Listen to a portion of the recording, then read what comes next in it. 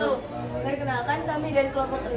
Kami di sini akan menjelaskan tentang materi yang bertemakan Kerajaan Kesultanan Mataram. Sebelumnya perkenalkan, nama saya Manda Zulfanakil Mulyadi dari absen 15. Saya Sarah Nurhaliza, absen 33. Saya Muhammad Nazif, absen 18. Tanpa berpanjang kata, langsung saja kita masuk ke materi. Letak wilayah Kerajaan Mataram Islam terletak di Jawa Tengah bagian selatan dengan pusat di Kota Gede, Yogyakarta. Letak geografisnya berada di daerah aliran Sungai Opak dan Progo yang bermuara di Laut Selatan. Sumber-sumber sejarah. Yang pertama, sumber tertulis. Sumber tertulis adalah sumber sejarah yang berupa tulisan atau dokumen yang berkaitan dengan peristiwa-peristiwa sejarah. Beberapa contoh sumber tertulis tentang Mataram Islam adalah 1. Babat Tanah Jawi, 2. Serat Centini, 3. Arsip FOC. Yang kedua, sumber benda. 1. Bangsal Duda. Bangsal Duda adalah sebuah bangunan yang terletak di kompleks makam Raja-Raja Mataram di Kota Gede. 2. Masjid Agung Kota Gede. Masjid Agung Kota Gede dibangun oleh Senopati pada tahun 1575 sebagai pusat kegiatan keagamaan Mataram Islam. 3. Keris Pusaka. Mataram ini adalah sebutan untuk beberapa keris yang menjadi pusaka atau lambang kekuasaan Mataram Islam. Proses berdirinya kerajaan. Sejarah kerajaan Mataram Islam dimulai ketika Ki Ageng Pamanahan membantu Raja Pajang, Sultan Hadiwijaya, mengalahkan Arya Panangsang dari Jepang. Atas jasa tersebut, Ki Ageng Pamanahan dianugerahi wilayah tanah di hutan Mentawai, sekarang Kota Gede, Yogyakarta. Ki Ageng Pamanahan kemudian langsung memulai membangun tanah tersebut menjadi desa yang makmur.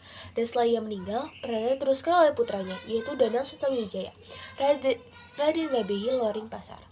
Sultan Wijaya mulai memberontak pada Pajang yang masih dipimpin oleh Sultan Hadiwijaya. Pertempuran yang terjadi kemudian antara pihak Pajang dan Mataram berhasil dimenangkan oleh Sultawijaya. Setelah Sultan Hadiwijaya sakit dan akhirnya wafat, Sultawijaya mendirikan Kesultanan Mataram. Raja-raja di Kesultanan Mataram ada 3, yaitu 1. Sutawijaya sebagai raja pendiri, 2. Sultan Agung raja terbesar, dan yang ketiga Amangkurat sebagai raja terakhir. Atau terpenting yang terjadi di Kerajaan Kesultanan Mataram.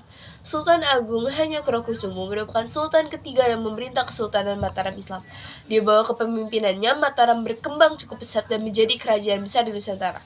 Salah satu perjuangan beliau yang membekas adalah perlawanan terhadap VOC di Batavia dan berusaha mengembangkan agama Islam di Pulau Jawa. Untuk melawan VOC, Mataram giat melatih satuan-satuan angkatan perangnya dengan cara menjepit Batavia dari darat dan dari laut. Serangan dilancarkan dalam waktu yang tepat dan bersamaan. Angkatan Laut Mataram menyamar sebagai pedagang bahan makanan dan membawa beras, ternak, dan bahan lainnya untuk dijual ke VOC. Mataram melakukan serangan mendadak oleh Angkatan Laut Mataram terhadap benteng pertahanan di tepi laut, sedangkan serangan dalam kota dilakukan oleh Angkatan Darat di sebelah selatan. Dengan siasat tersebut, Belanda tidak bisa bergerak. Bila VOC lari ke arah timur, akan terbenam ke dalam rawa-rawa. Jika lari ke arah barat, akan terjatuh ke Pangeran Jayakarta dan Banten. Keruntuhan atau kemunduran Kesultanan Mataram.